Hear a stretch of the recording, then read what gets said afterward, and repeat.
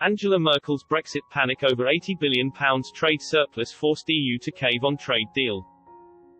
The European Union has been furiously attacked for its Brexit talks with the UK, with Angela Merkel accused of being terrified about a potential £80 billion trade surplus and piling the pressure on Brussels to avoid a disastrous no-deal outcome for Germany. Britain and the EU agreed a post-Brexit trade deal on Christmas Eve following several months of often bitter talks between the two sides as they pressured each other to cave on several crucial red lines. The UK had entered an 11-month transition period on January 31, which left the country locked to the EU's rules and regulations on the customs union and single market. But the deal, which had often looked on the verge of collapse, went right down to the wire, and was only confirmed a week before the end of the deadline for the transition period expired.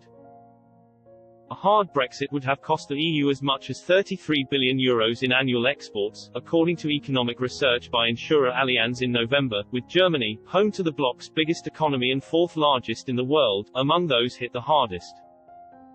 Charles-Henri Gallois, president of the political movement Generation Frexit, campaigning for France to become one of the next countries to leave the bloc, branded the EU a total disaster. He believes the huge £80 billion trade surplus should have seen the EU pushing for a Brexit deal right from the start, but raged Brussels had acted like a sect that wants to punish the member that wants to take back his freedom. Mr. Gallois believes Germany was terrified of a no-deal outcome, forcing them to pile late pressure onto Brussels to strike an agreement, which ultimately saw the bloc's negotiators cave in.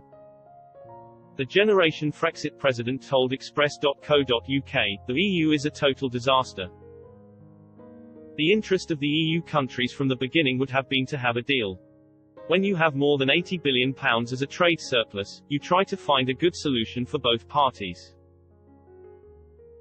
But the EU has acted like a sect that wants to punish the member that wants to take back his freedom. They did it even if it would cost you this trade surplus."